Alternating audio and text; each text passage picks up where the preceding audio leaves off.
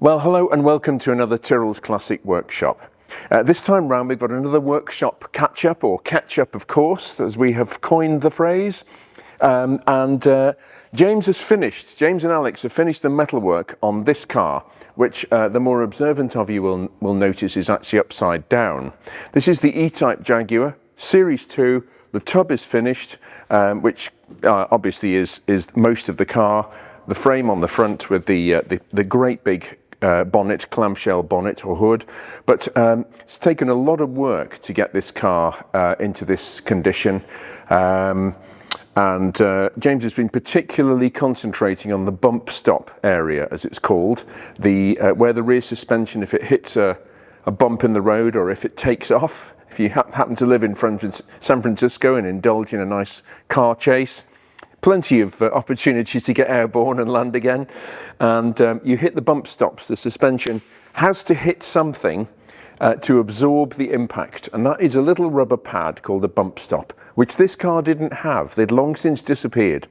So we've reinstated them. They're going to be back on the car, and it's amazing.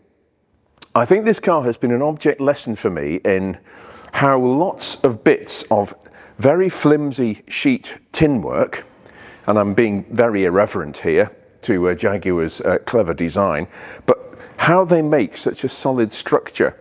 And it was quite late on in proceedings when I could still get hold of the back of the car here when it was the other way up and actually move it up and down compared to the body, because this area, particularly around here, where if the car was the right way up, the soft top, the hood frame would actually fit. It was quite flexible, but now it's had all its other parts put on, these rear quarter panels, areas in the chassis. It actually makes a big difference, and the whole thing has become very solid.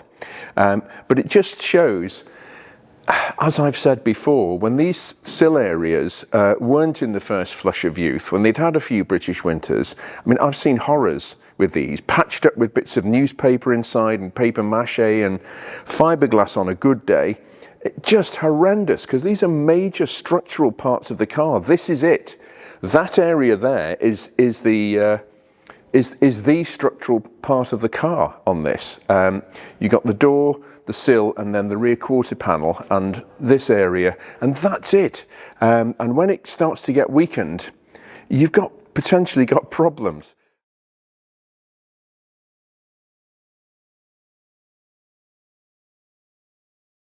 Anyway, it's all cushy now, to use a Robin expression from a British comedy character, but this is wafer thin. This rear wing, exactly as they were when they were new, but when it's all in, it's quite solid actually. So a clever, a masterclass in unitary body construction, the Jaguar E-type. So this is almost finished. Next time we see this, it'll probably be painted. Yeah, let's have a look at a couple of other bits. Well, we've been following Ryan's wonderful work on repainting the F40 and going into the intricacies of the paint and the sinkage and the weave, etc., etc. Ryan has now built the car back up and it's back in our workshop. So we're going to be doing a dedicated video to the next instalment of this restoration very soon, because it most certainly deserves it. But for the moment, as you can see, it's back here, it's built up, it's looking wonderful. The customer's been to see it, he is delighted. We're just waiting for the 2 bag fuel tanks to be made for it, and they will be fitted, which involves removing parts of the rear suspension to get at them. And then we'll be doing some detailing and topping and tailing, and we'll be well on the way with this, ready for the owner to enjoy it in the summer of 2024. Well, this is a bit of a spoiler alert, to use the current vernacular. No spoilers on this vehicle. It doesn't go fast enough to need them. This is a Lamborghini Tractor, which has been in the background of various videos, and people have expressed an interest, not surprisingly, in what it is. So it's almost finished. We've almost finished the restoration on this, and I am going to be covering this in a future video. So yeah. The more knowledgeable amongst you might be able to guess how many cylinders the engine on this tractor has. I shall say no more, but yeah, we'll see. We'll see. We'll do a video on this. I think it deserves its own video, as it's such an important part of Lamborghini in the near future. Well, we have a Countach here, which is right-hand drive, which is quite a rare beast. This is in for quite a bit of restoration work. We've got the engine stripped down, waiting for some new bearings to arrive. I'll be covering that in the new year.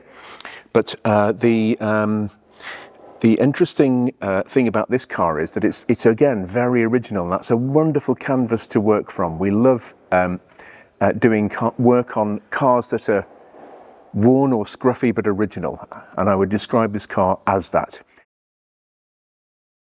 The humble shock absorber is getting some attention on this car because a lot of manufacturers in the 60s, 70s and 80s, their default was Koni, high-performance car manufacturers, or Bilstein for the Germans. But Countach, as a matter of course, had Koni shock absorbers, as did Miura's before them. But the odd one had Ariston shock absorbers, which I'm not sure whether it's the same as the washing machine company. That I have to find out one day. But Ariston dampers were a very small amount of percentage of dampers on Countach's. We have actually had these reconditioned at quite considerable expense, round about £6,000, to have the 6 shock absorbers reconditioned. But it's that attention to detail that really makes the difference, if you like.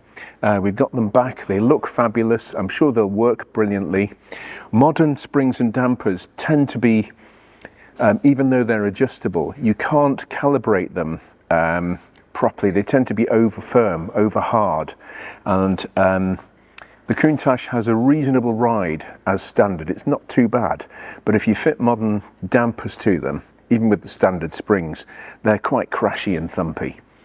So we've had the Ariston dampers reconditioned. They're back on the car, and we're just building this car back up now. The engine will be next, and then it's going for a repaint because it's got the odd little battle scar on it. So, but yeah, we'll see how this one progresses. Well, that concludes another Tyrrell's Classic Workshop video. Please don't forget to like and subscribe. It does help, and we'll be back with something else very soon.